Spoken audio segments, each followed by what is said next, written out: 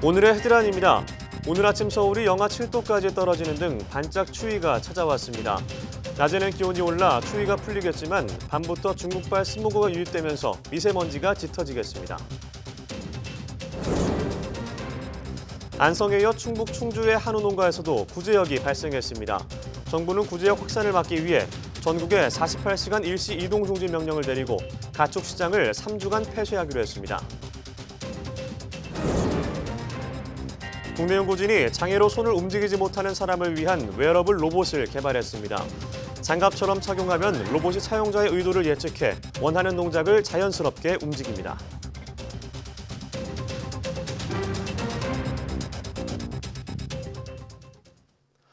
여러분 안녕하십니까? 2월의 첫날 금요일의 사이언스 투데이입니다. 오늘 아침에 서울 기온이 영하 7.4도까지 떨어지면서 반짝 추위가 찾아왔습니다. 지역별로는 철원 영하 15.2도, 제천 영하 14.6도, 전주 영하 5.7도, 대구 영하 4.4도 등으로 어제보다 2도에서 10도가량 낮았습니다. 기상청은 북서쪽에서 찬 공기가 유입되면서 아침 기온이 크게 떨어졌지만 낮부터는 서울 3도, 대구 6도 등으로 어제보다 높아지면서 추위가 누그러들겠다고 밝혔습니다. 오늘 미세먼지는 낮 동안 보통 수준을 보이다 밤부터 중국발 스모그가 유입되면서 다시 짙어지겠습니다. 충청북도 충주의 한 한우 농가에서도 구제역이 발생했습니다. 경기도 안성을 벗어난 지역에서 구제역이 확진되기는 이번이 처음인데요. 구제역이 다른 지역으로 전파됐을 가능성이 커졌습니다. 이성우 기자입니다. 구제역 확진 판정을 받은 충북 충주의 한우 농가입니다. 이 농가에서 키우던 한우 11마리 가운데 한 마리가 침 흘린 등과 같은 구제역 의심 증상을 보였습니다. 신고를 받은 방역당국이 검사한 결과 구제역 확진 판정이 나왔습니다. 경기도 안성에서 구제역이 발생한 후 경기도 이해 지역에서 발생한 첫 사례입니다.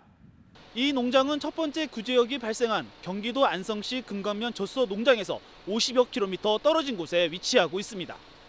방역당국은 이 농가에 초동 방역팀을 보내 사람과 가축의 이동을 통제하고 긴급 방역 조치에 들어갔습니다.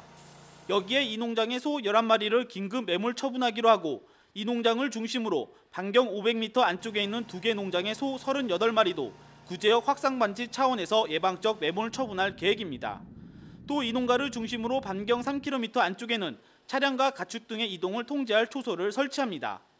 차 세대가 이 도로 주변을 다 봉쇄하고 돌아다니고 있어요. 동전 도로, 진입도로들 다 하고 있어요, 소독은.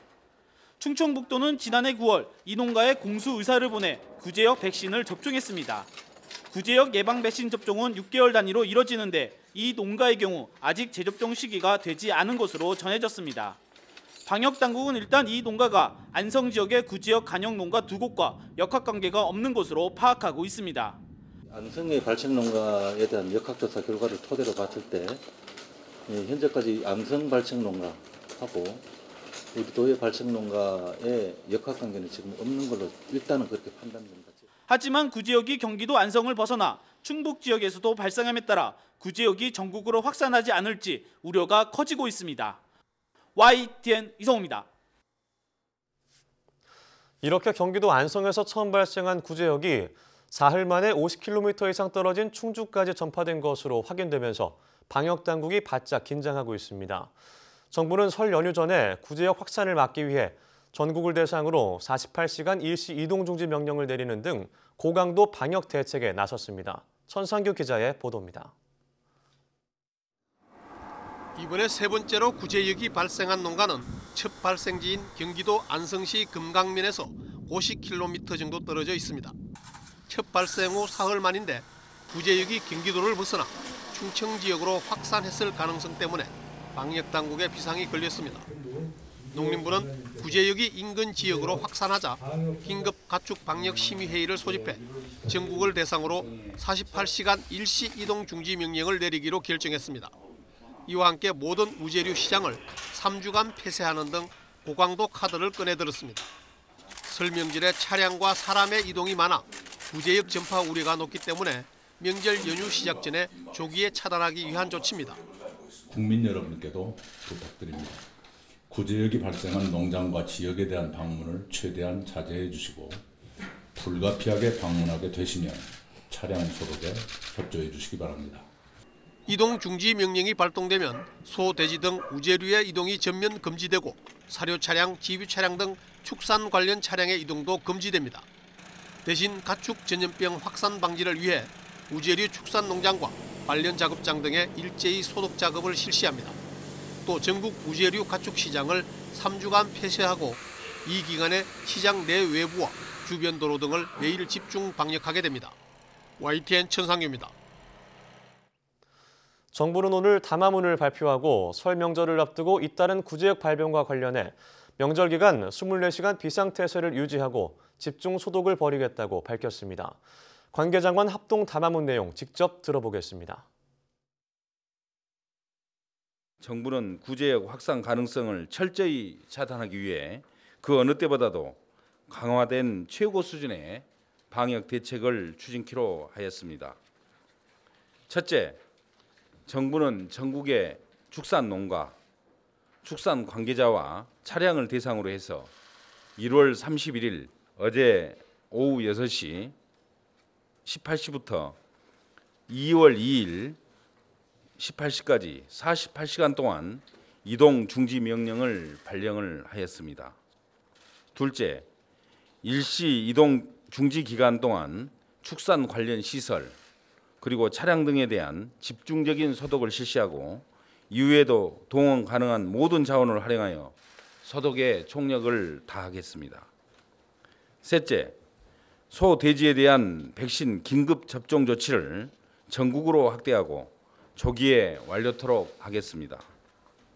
넷째, 전국의 모든 소, 돼지 가축 시장을 앞으로 3주간 폐쇄하고 소, 돼지 등 가축 사육 농가의 모임을 전면 금지하겠습니다.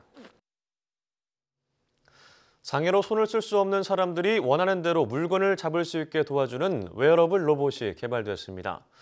단순한 동작뿐 아니라 사용자가 어떤 행동을 하려는지 미리 파악해서 자연스러운 움직임이 가능하도록 했습니다. 이동은 기자가 보도합니다. 18년 전 사고로 목신경을 다친 정광훈 씨.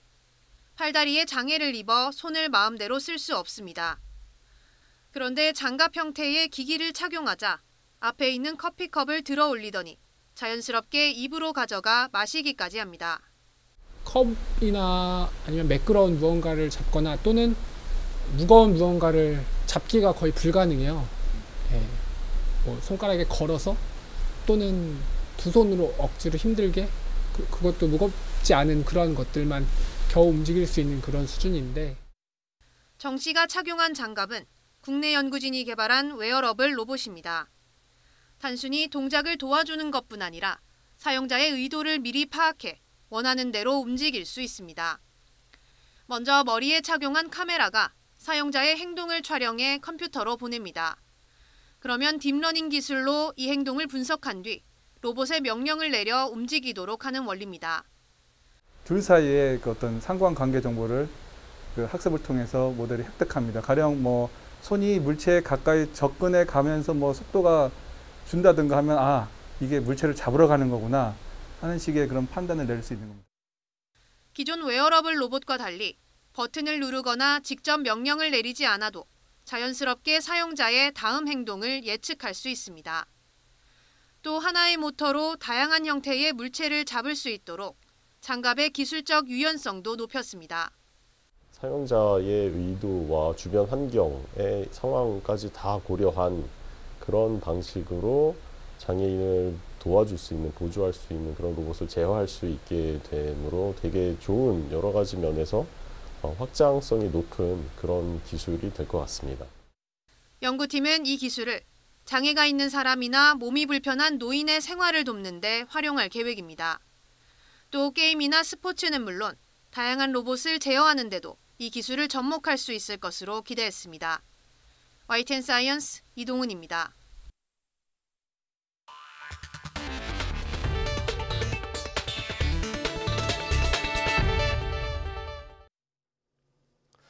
하늘에서 바라본 대한민국 금수강산의 모습은 어떨까요?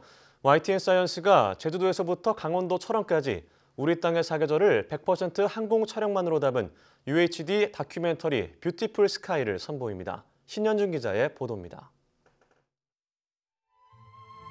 순백의 눈꽃이 내려앉은 한라산 정상.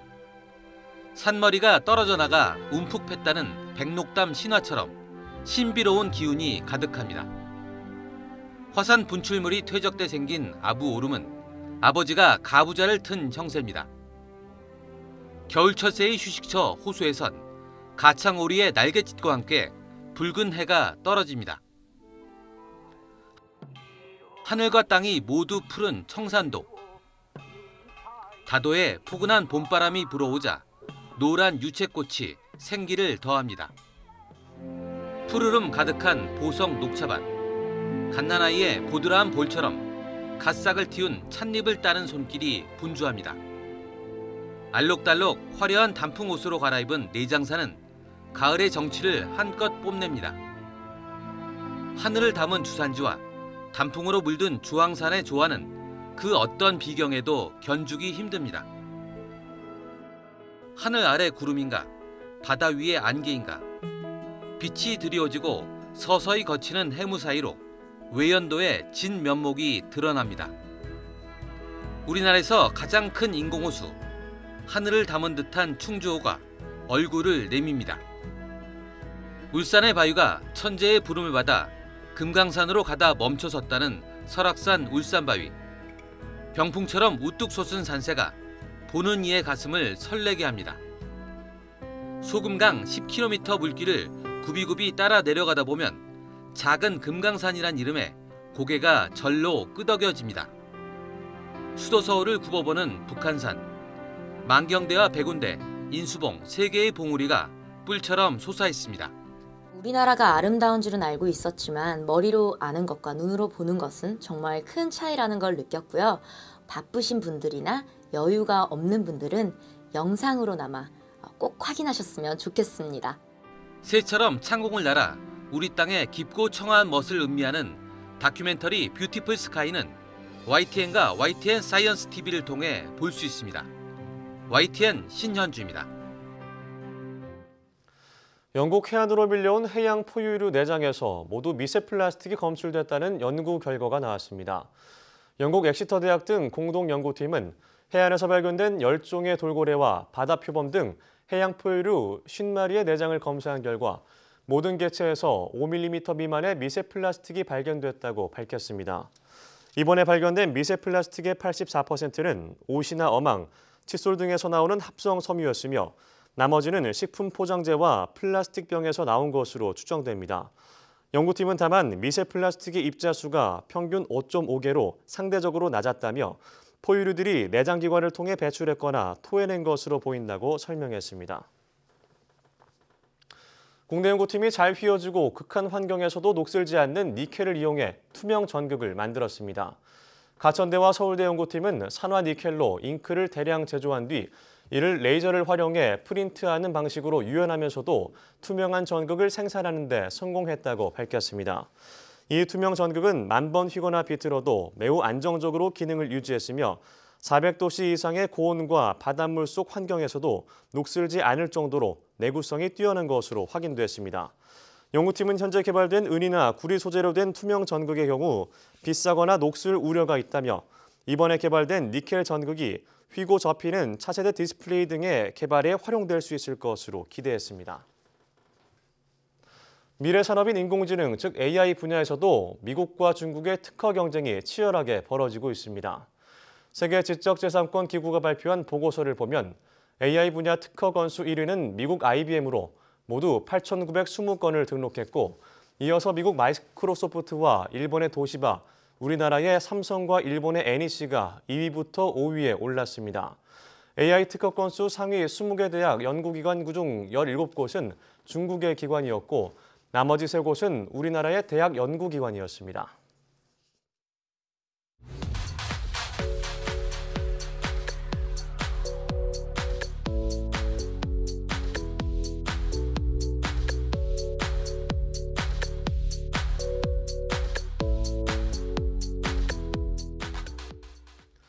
인간의 세포는 평균 60조 개라고 합니다. 정말 상상도 못할 엄청 많은 수로 이루어져 있는데요. 피부는 물론이고 머리카락, 눈, 손발톱 그리고 뼈와 장기까지 세포로 이루어지지 않은 것이 없습니다. 이 세포들은 우리 몸에 무수히 많은 정보들을 담고 있는데요. 오늘 오늘시 사이언스 투데이 궁금한 S 시간에는 우리 몸을 이루는 세포 속에 들어있는 세포 핵과 DNA에 대해 알아보겠습니다. 오도 많은 시청 바랍니다. 함께해 주신 여러분 고맙습니다.